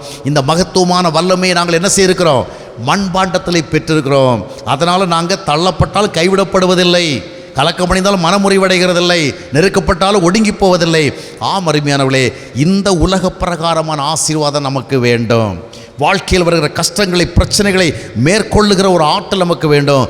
என்ன வந்தாலும் கர்த்தர் நமக்கு போதுமானவராக இருப்பதை நாம் அறிகிற ஒரு ஆற்றல் வேண்டும். அப்போஸ்தலன் பவுல் சொல்லுகிற பொழுது பிலிப்பியர் 4ஆம் அத்தியாயத்தினுடைய 11ஆம் வசனத்தில், எந்த நிலைமையிலும் மனரம்யமாக இருக்க கற்றுக்கொண்டேன், வாழ்ந்திருக்கவும் தெரியும், தாழ்ந்திருக்கவும் தெரியும். 13ஆம் வசனத்தில் சொல்லுவார், என்னை பலப்படுத்துகிற இயேசு கிறிஸ்துவினாலே எல்லாவற்றையும் செய்ய எனக்கு ஆற்றல் உண்டு. அருமையானவர்களே, 4 மிக முக்கியமான உலக பிரகாரமான ஆசீர்வாதங்கள். 1, இந்த பாவம் நமக்கு எதிரானது. இதுதான் நம்முடைய நன்மைக்கும் நம்முடைய ஆசீர்வாதம் மிகப்பெரிய எதிரி. அந்த பாவம்ங்கிற எதிரியை மேற்கொள்ள ஆண்டவர் நமக்கு கிருபை தருகிறார். எப்பொழுது? நித்திய ஆசீர்வாதத்தை நாம் ஏற்றுக்கொள்ளுகிற பொழுது. 2வதாக, இந்த உலகம் நம்மை பல விதங்களிலே தவறாக வழிநடத்துவதற்கு வேகமாக செயல்பட்டு கொண்டிருக்கிறது. தவறான கலாச்சாரங்கள் மூலமாக, தவறான ஆலோசனைகள் மூலமாக, தவறான உறவு முறைகள் மூலமாக, தவறான பொழுதுபோக்குகள் மூலமாக நம்மை தவறாக கொண்டு செல்வதற்கு உலகம் எப்பொழுது செயல்பட்டு கொண்டிருக்கிறது. இந்த உலகத்தை மேற்கொள்ள வேண்டியது நமக்கு மிக முக்கியமான ஒரு தேவை. இது மிக முக்கியமான ஒரு உலக பிரகாரமான ஆசீர்வாதம். இந்த ஆசீர்வாதத்தை யார் பெற முடியும்? நித்திய வாழ்வை பெற்றுக்கொள்வதற்கு நம்மை அர்ப்பணித்திருக்கிறோமா? நாம் மட்டும்தான். தேவன் தம்முடைய உறைவேறான குமாரனை நமக்காக தந்தருளினார், அழிந்து போகாமல் நித்திய ஜீவனை சுதந்திரிக்க. அந்த ஆசீர்வாதத்தை பெற்றுக்கொள்கிற பொழுது உலகத்தை ஜெயிக்கிறோம். அது மட்டுமல்ல, மனிதர்கள் எவ்வளவுதான் நமக்கு எதிர்த்து வந்தாலும் சரி, உறவுகள் எதிர்த்து வந்தாலும் சரி, அயலகத்தார் எதிர்த்து வந்தாலும் சரி, அண்டை வீட்டார் எதிர்த்து வந்தாலும் சரி, எல்லாவற்றுக்கும் மத்தியிலும் கர்த்தர் நமக்கு ஆதரவாக இருப்பார். அல்லேலூயா. ஆண்டவர் நமக்கு பக்கத்துணையாக இருப்பார். நாம் விழுந்தாலும் நம்மை தூக்கி நிறுத்துவார். மீகா என்கிற ஒரு பக்தன் சொல்லுவான், என் விரோதியே, என்னை பார்த்து நீ சந்தோஷப்படாதே, நான் விழுந்தாலும் என்ன செய்வேன்? எகெயின் ஐ வில் ரைஸ் அப். நான் விழுந்தாலும் எழும்புவேன். நான் இருளில் இருந்தா அவர் எனக்கு வெளிச்சமாக இருப்பார். ஆண்டவர் நம்மோடு இருக்கும் பொழுது மனிதர்களால் வருகின்ற வேதனைகளையும், மனிதர்களால் வருகின்ற அதிருப்திகளையும், சோர்வுகளையும், சஞ்சலங்களையும், மன கஷ்டங்களையும் கடந்து செல்வதற்கு கர்த்தராகிய இயேசு கிறிஸ்துவினுடைய அன்பு நமக்கு உதவி செய்யும். இறுதியாக, இந்த உலகம் துன்பங்கள் நிறைந்தது தான். ஆண்டவர் சொல்லுகிற பொழுது சீடர்கள் சொல்வார், இந்த உலகத்தில் உங்களுக்கு உபத்திரவங்கள் உண்டு, ஆனால் திடன் கொள்ளுங்கள், நான் உலகத்தை ஜெயித்திருக்கிறேன். துன்பங்களை சந்திக்கிற ஆற்றலை நமக்கு கொடுப்பார். நாம் விழுந்து போகாதபடிக்கு, நாம் சோர்ந்து போகாதபடிக்கு, நம் நிலையிலிருந்து போகாதபடிக்கு, நாம் விழுந்தாலும் தள்ளுண்டு போகாதபடிக்கு ஆண்டவர் நம்மை தாங்கி நடத்துவார். யாரை? அவருடைய பிரதானமான ஆசீர்வாதத்தை யார் பெற்றுக்கொண்டார்களோ அவர்களைத்தான்.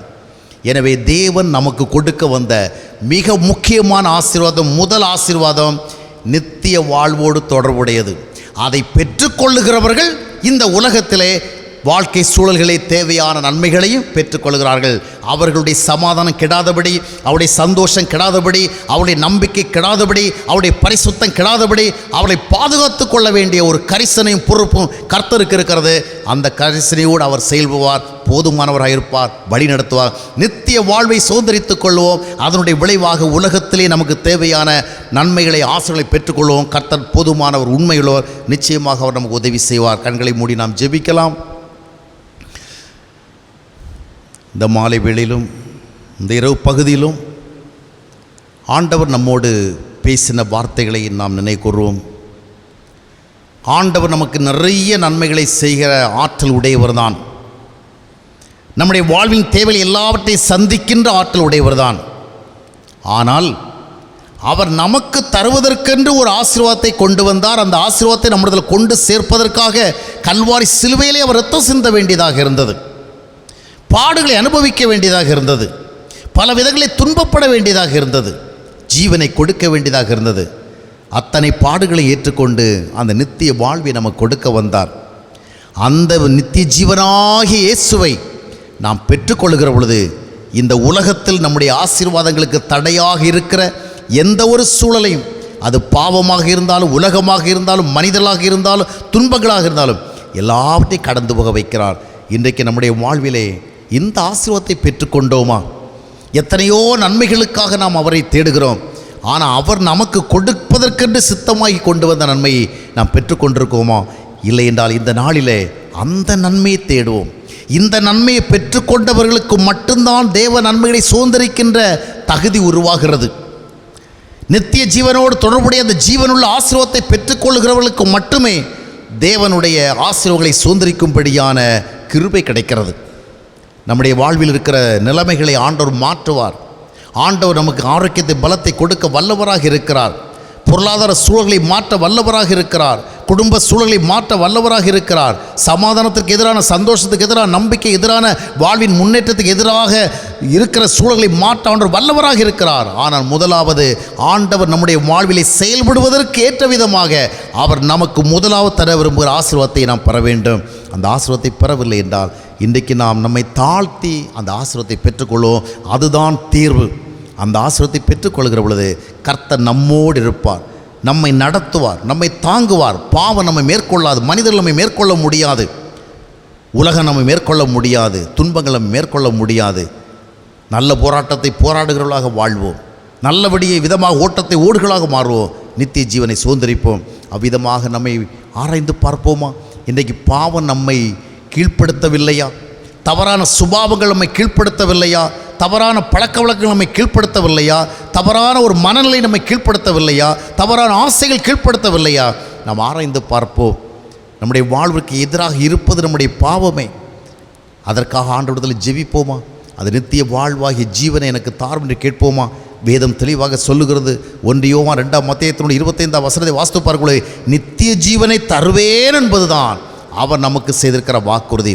அந்த வாக்குறுதியின்படி அந்த ஜீவனை பெறுகிற பொழுது பிற நன்மைகளை அருளாதிருப்பது எப்படி? தேவன் தம்முடைய உறைவேறான குமாரை நமக்கு தந்திருக்கும் பொழுது பிற நன்மைகளை தராதிருப்பது எப்படி என்று ரோமர்களுக்கு எழுதுகிற பொழுது அப்போஸ்தலன் பவுல் கேட்கிறார். நிச்சயமாக நமக்கு உதவி செய்வார். கஷ்டங்கள் நீங்கும், கவலைகள் நீங்கும், பிரச்சனைகள் நீங்கும், சமாதானம் வரும், சந்தோஷம் வரும், நம்பிக்கை வரும், தைரியம் வரும். நாமும் தலையிலிருந்து வாழ முடியும். முதலாவது ஆண்டவர் நமக்கு தர வந்த அந்த விசேஷ ஆசீர்வாதத்தை பெறும்படியாக நம்மை ஒப்புக் கொடுப்போம். நம்மை அறிந்தவர்களாக, உணர்ந்தவர்களாக இந்த வேளையிலும் நம்மை தாழ்த்தி கர்த்தருக்கு ஒப்புக் கொடுப்போம். கர்த்தர் நம்மை ஆசீர்வதிக்கும்படியாக. மனம் திரும்புதல் இதுவரையும் பெறாதிருந்தால், ரட்சிப்பை இதுவரையிலும் பெறாதிருந்தால், மறுபடியும் பிறந்த அனுபவத்தை இதுவரையிலும் பெறாதிருந்தால், நித்திய ஜீவனாகிய கிறிஸ்து என்கிற ஆசீர்வாதத்தை இதுவரையிலும் பெறாமல் இருந்தால் இன்றைக்கு அதை பெறுகிற ஒரு தினமாக எடுத்துக்கொள்ளும். இதுதான் கர்த்தர் நமக்கு கொடுக்கிற வாய்ப்பு. ஒருவேளை இந்த வாய்ப்பு இன்னொரு முறை நமக்கு கிடைக்காமல் போகலாம். அது கொடுக்கப்படுகிற பொழுது பெற்றுக்கொள்வோம், அந்த ஆசீர்வாதத்தை சுதந்திரிப்போம். கர்த்தர் நம்மை ஆசீர்வதிப்பார். ஆண்டவரை நோக்கி நாம் செபிப்போம். இந்த விந்தை அன்பு கீடாய் இந்த காணிக்கை ஏந்திடுவேன். எந்த ஆரோ பொருளிடாகும், எந்த ஆரோ பொருளிடாகும். என்னை உமக்கே அர்ப்பணிக்கின்றேன். விந்தை கேரேஸ்தே சுராஜா உந்தன் சிலுவை என் மேன்மை, உந்தன் சிலுவை என் மேன்மை. விந்தை கேரேஸ்தே சுராஜா உந்தன் சிலுவை என் மேன்மை, உந்தன் சிலுவை என் மேன்மை. நமக்காக சிந்தப்பட்ட அந்த இரத்தத்தை நாம் நினைவுறோம், நமக்காக கொடுக்கப்பட்ட அந்த ஜீவனை நினைவுறோம், நமக்கு கொடுக்க வந்த ஆசீர்வாதத்தை நினைவுறோம். இந்த ஆசீர்வாதத்துக்கு பின்னால் தான் எல்லா ஆசீர்வாதங்களும் இருக்கிறது. ஒப்பு கொடுத்து ஜெபிப்போமா? எங்களை நேசிக்கிற அன்பின் ஆண்டவரே, இந்த இரவுகளில் எங்களோடு பேசின வார்த்தைகளுக்காகவும் நன்றி செலுத்துகிறோம். இந்த உலகத்தில் வாழ்கிற எங்களுக்கு தேவையான 4 மிக முக்கியமான உலக பிரகாரம் நன்மைகள் எவ்விதமாக வருகிறது என்பதை எங்களுக்கு சொன்னீர். நீர் எங்களுக்கு கொடுக்க வந்த அந்த நித்திய ஆசீர்வாதத்தை பெற வருகிற பொழுது இந்த உலகத்தினுடைய எல்லா சூழல்களிலும் எங்களை நீர் பாதுகாக்கிறீர், எங்களை நீர் பலப்படுத்துகிறீர், எங்களை வழிநடத்துகிறீர், எங்களை காத்துக்கொள்கிறீர் என்ற நல்ல நம்பிக்கை கொடுத்து நன்றி செலுத்துகிறோம். இன்னும் தங்களுடைய வாழ்க்கையை உமக்கு ஒப்புக் கொடுக்காதவர்கள், இன்னும் நித்திய ஜீவனை பெற்றுக்கொள்ளும்படியாக தங்களுடைய வாழ்க்கையை உமக்கு அர்ப்பணிக்காதவர்கள் இந்த தினத்திலே தங்களை உணர்ந்து அறிந்து உமக்கு அர்ப்பணிக்கும்படியாக அவர்களை வழிநடத்துவீராக. அவர்கள் தேவனுடைய பிள்ளைகளாக மாறி நித்திய ஜீவனை சோதரிப்பது மட்டுமல்லாமல் இந்த நிலையற்ற உலகத்திலே அவர்கள் சந்திக்க நடக்கிற எல்லா காரியங்களையும் வெற்றியாக கடந்து செல்லும்படியான கிருபை பெற்றுக்கொள்ள ஆண்டவர் உதவி செய்யும். ஒவ்வொருவரையும் ஆசீர்வதியும். மனம் திரும்புதல் மூலமாக, ரட்சிப்பின் மூலமாக, தேவனுடைய பிள்ளையாக மறுபடியும் பிறப்பதன் மூலமாக எல்லோரும் ஆசீர்வதிக்கப்பட கர்த்தர் உதவி செய்யும். அதன் மூலமாக சமாதானத்தோடு, சந்தோஷத்தோடு, தைரியத்தோடு, நம்பிக்கையோடு ஒவ்வொருவரும் வாழ ஆண்டவர் உதவி செய்வீராக. தாழ்த்தி ஒப்பு கொடுக்கிறோம், தொடர்ந்து வழி நடத்தும். ஆண்டவராக இயேசு கிறிஸ்து நாமத்தில் ஜெபிக்கிறோம் நல்ல பிதாவே, ஆமென். அன்பானவர்களே, ஜீவ நீரோட யூடியூப் சேனலை சப்ஸ்கிரைப் செய்திடுங்கள். சப்ஸ்கிரைப் பட்டனை கிளிக் செய்து பெல் சின்னத்தையும் கிளிக் செய்து தினமும் புத்தம் புதிய தேவ செய்திகளை உடனுக்குடன் பெற்றிடுங்கள்.